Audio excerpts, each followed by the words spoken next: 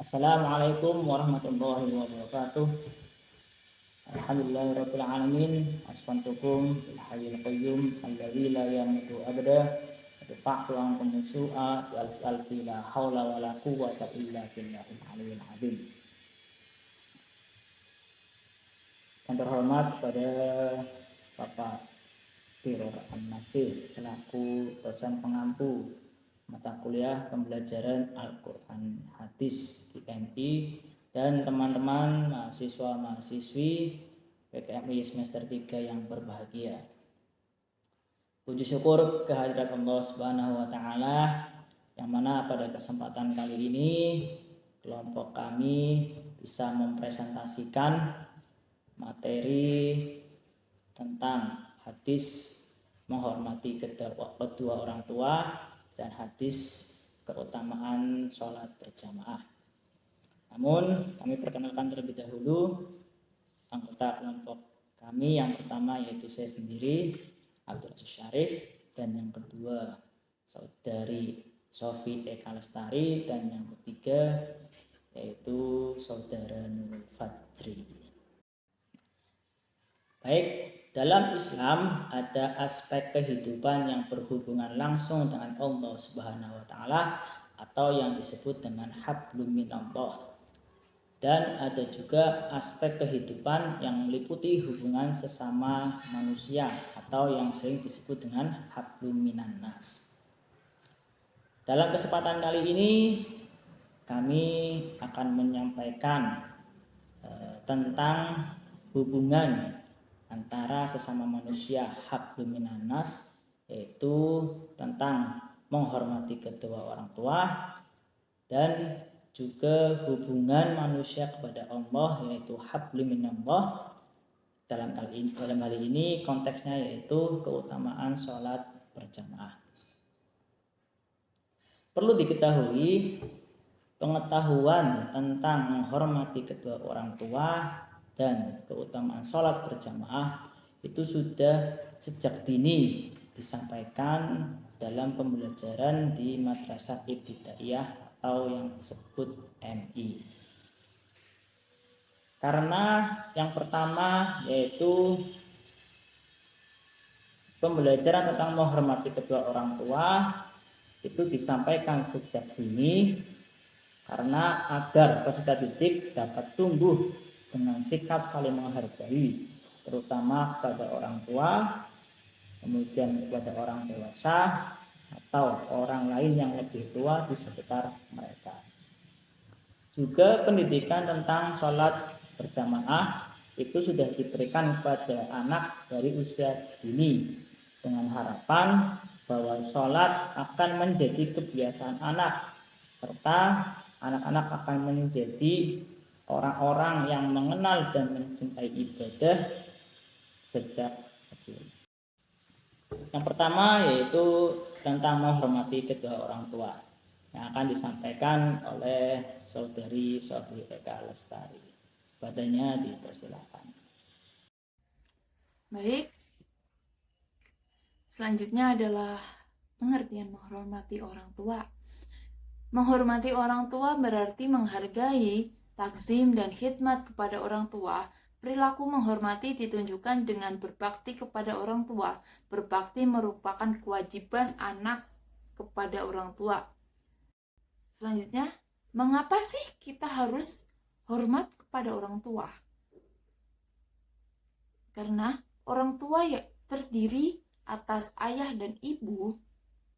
Dari pernikahan mereka melahirkan anak mulai dari dalam kandungan hingga kini menjadi besar.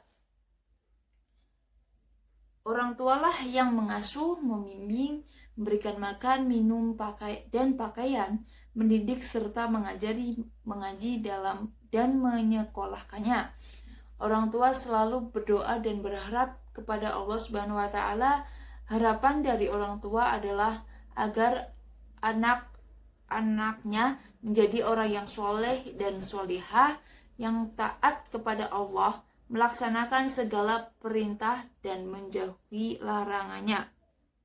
Oleh karena itu, sudah sepantasnya sebagai anak menaruh hormat, setia, berbakti, dan patuh kepada orang tua. Sebagaimana yang telah dijelaskan dalam surat Al-Isra ayat 23, wa qada rabbuka alla ta'budu illa iyyahu wa bil walidaini ihsana imma yablughanna indaka kibara haduma aw kilahuma fala tuqli lahuma ufi wala tangharhuma wa kullahuma qawlan karima, yang artinya, dan Tuhanmu telah memerintahkan agar kamu jangan menyembah selain Dia, dan hendaklah berbuat baik kepada ibu bapak.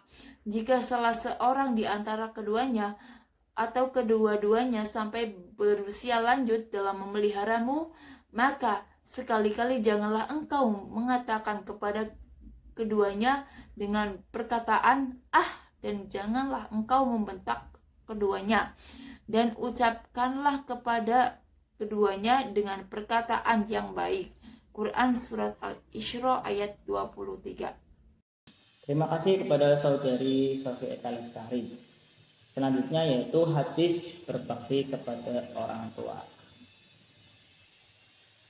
An Abi Hurairah radhiyallahu anhu qala ja'a rajulun ila Rasulillah sallallahu alaihi wasallam qala ya Rasulullah man ahaqqun nas bi husni sahabati qala ummuka qala summa man qala ummuka qala summa man qala ummuka qala summa man qala abuka. Muttafaqun alaih.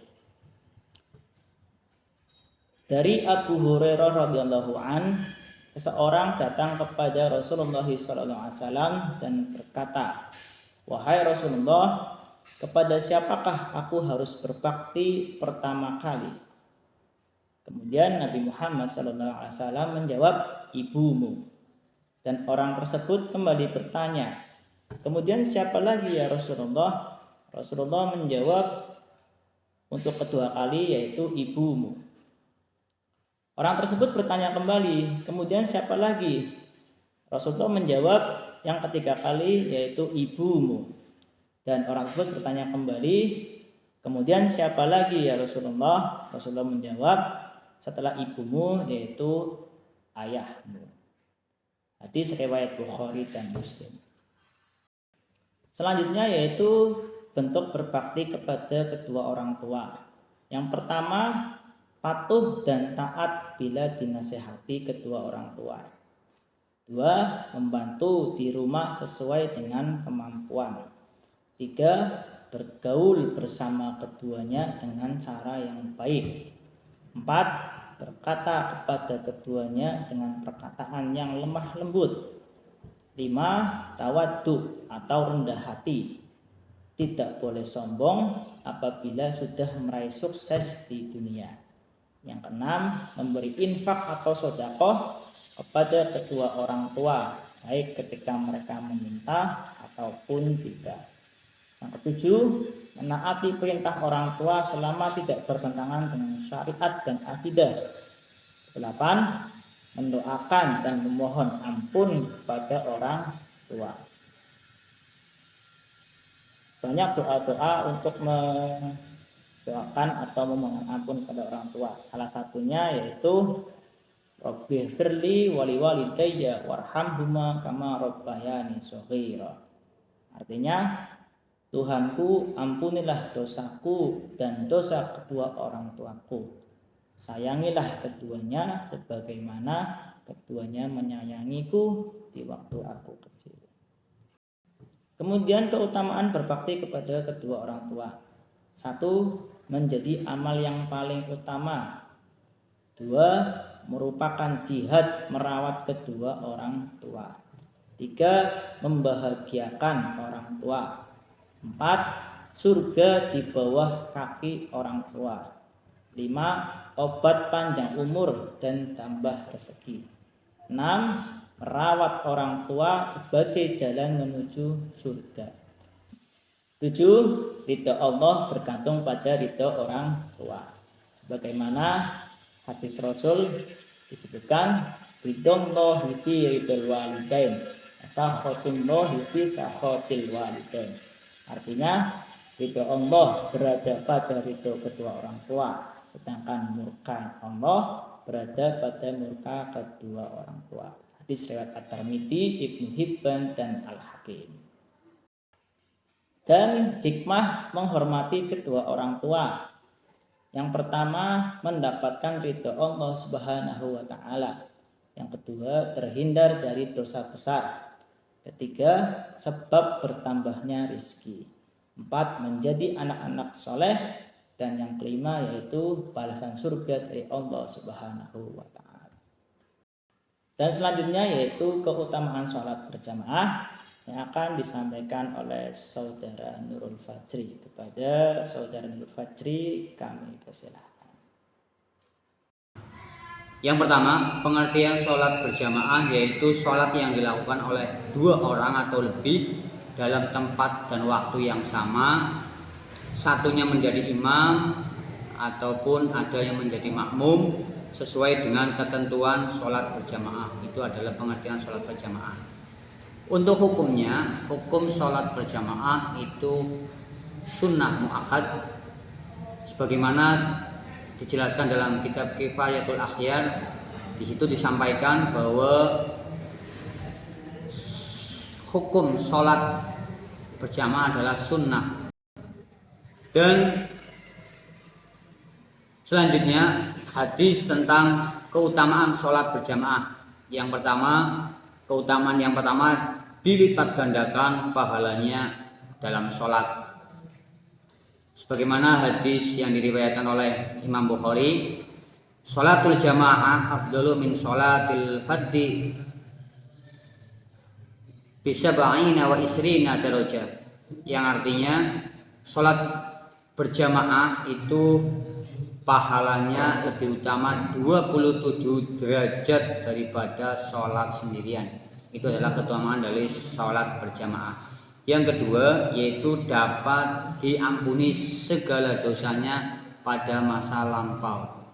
Dan keutamaan yang ketiga dalam melaksanakan sholat jamaah yaitu langkah kakinya ke masjid adalah pengampunan dosa dan diangkat derajatnya. Nah, ketika kita melaksanakan sholat, apabila kita rumahnya jauh dari tempat sholatnya atau masjidnya, langkah kita selalu dihitung kebaikan oleh Allah Subhanahu wa ta'ala. Yang keempat, keutamaan yang keempat yaitu mendapatkan pahala sholat yang luar biasa. Artinya sholat itu pahalanya lebih besar daripada amaliyah yang lainnya, seperti itu. Nah, di sini hikmahnya apa sih, hikmah dari sholat berjamaah? Di sini dijelaskan hikmah yang pertama adalah bisa bersilaturahmi dengan tetangga, teman, bahkan dengan siapa saja yang hadir pada tempat sholat tersebut, kita dapat menyambung silaturahmi. Yang kedua, hikmah yang kedua, bisa saling bertukar pikiran, pendapat dengan tetangga ataupun teman. Yang ketiga, bisa menyelesaikan persoalan yang terjadi kepada sesama jamaah. Yang keempat, bisa mengetahui keadaan tetangga dan teman. Kita saling interaksi dengan tetangga, teman dekat kita. Ya. Dan yang kelima, dapat menumbuhkan jiwa sosial dan kebersamaan. Itu hikmah dari sholat berjamaah. Dan yang keenam, dapat menambah erat rasa persaudaraan. Dengan kita sering melaksanakan sholat berjamaah, kita semakin erat dalam sosialnya. Ketujuh, menumbuhkan rasa kasih sayang dan saling tolong menolong. Nah, yang kedelapan, dapat meningkatkan kedisiplinan. Kalau orang yang sholatnya disiplin awal waktu, ya pasti orang itu disiplin. Itu cirinya seperti itu. Yang ke-9, menumbuhkan rasa persamaan, tidak membedakan antara yang kaya dan yang miskin, seorang pejabat ataupun rakyat, jelata sama duduk ya dalam satu barisan untuk taat dan tunduk kepada Allah Subhanahu wa taala. Yang terakhir yaitu menjadi sebab diampuninya dosa manusia oleh Allah Subhanahu wa taala. Demikian presentasi dari kelompok kami. Kami akhiri, kurang lebihnya mohon maaf. Billahi taufiq wal hidayah. Wassalamualaikum warahmatullahi wabarakatuh.